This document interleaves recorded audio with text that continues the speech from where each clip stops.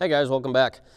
Today we're going to talk about getting your horses cantering under saddle. So if you haven't checked out the previous videos of getting your horses cantering on the ground, I'd suggest starting there. Get them cantering on the ground without a saddle. Get them cantering on the ground with a saddle to really set you up. Go through the step-by-step process that I've laid out for you in the previous videos, and then that'll bring you to this point right here. So this horse I'm working with today, her name is Casper. She's pretty green carrying a rider, so she'll be a perfect horse to use to show you guys how to start teaching a horse how to canter under saddle. Okay?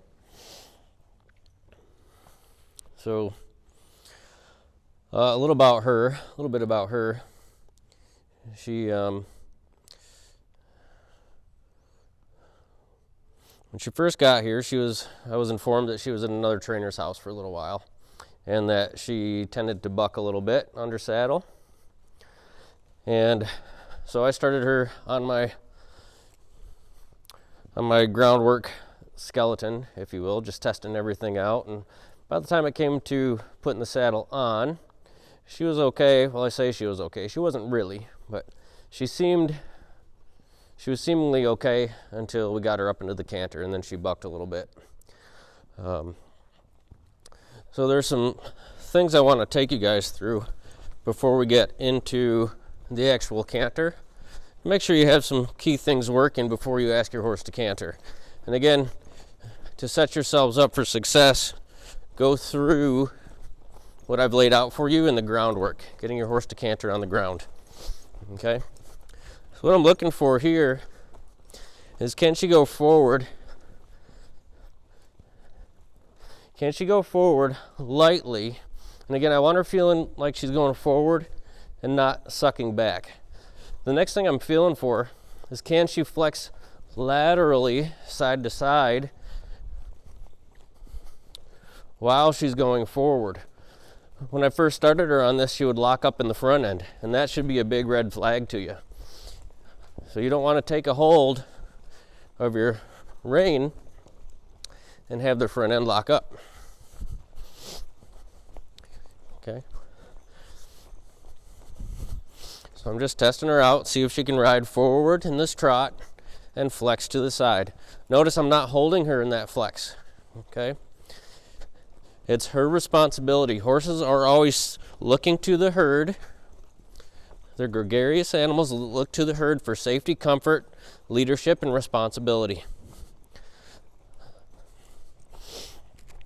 Okay, the next thing I want to look for is not only can she flex, but can she step her inside shoulder to the outside? Okay, I call that a drift. So there she goes. Can she drift out?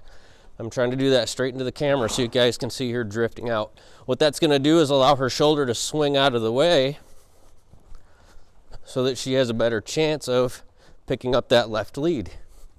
Let's change sides here. Again, if you haven't done this in your groundwork yet, it's going to be harder for you to translate this into the saddle.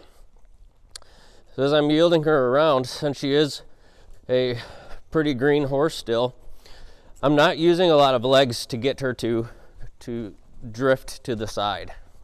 Okay? Some might call that a leg yield or a side pass. I call it drifting because there's an infinite amount of ways to go laterally. Okay, so drifting means it's a lateral exercise or maneuver. But I'm not using a lot of leg because I don't want to flood her brain with too much information. Okay, you can easily flood a green horse's brain with too much information by adding too much pressure from too many different areas. She's already carrying a saddle. She has to carry me. She has to operate on the reins. She's got a cinch around her. She's got my legs hanging down. She's got all these saddle strings. Okay, that's a lot of processing. That's a lot of information going in. So what I like is, can she move forward comfortably? And then as I'm shaping her up, can I shift my weight and use her forward momentum and these open doors of me shifting my weight or my balance to cause her to drift or side pass over? Okay, I'm going to see if I can take hold a bit more, step her hindquarters out. Now when you start teaching your horse's hindquarters to roll, I'm just going to hold and wait here. What you don't want to have happen too early on is for them to lock up in their front end and pivot, okay? If you start doing that too early on, they're gonna start to brace up from their pole right up into their shoulder, okay? So I give that some time before I ask them to pivot, because again, they don't have the understanding or the physical capacity to be able to balance on one foot and stay supple. So we'll see if we can get that, ease into that on this other side. I'm not going to work into it really fast. See if she can find it. I'm going to set it up and hold. See if her front end can cross over and not lock up or not pivot. There, as the hindquarters roll around. Again, that's really important, especially if you're thinking about cantering your horse or really just keeping your horse supple. And supple and feeling good about the ride. Because again, if they're braced up, if you're pivoting too soon, they're bracing up from their pole into their shoulder, that could make a rough ride for you.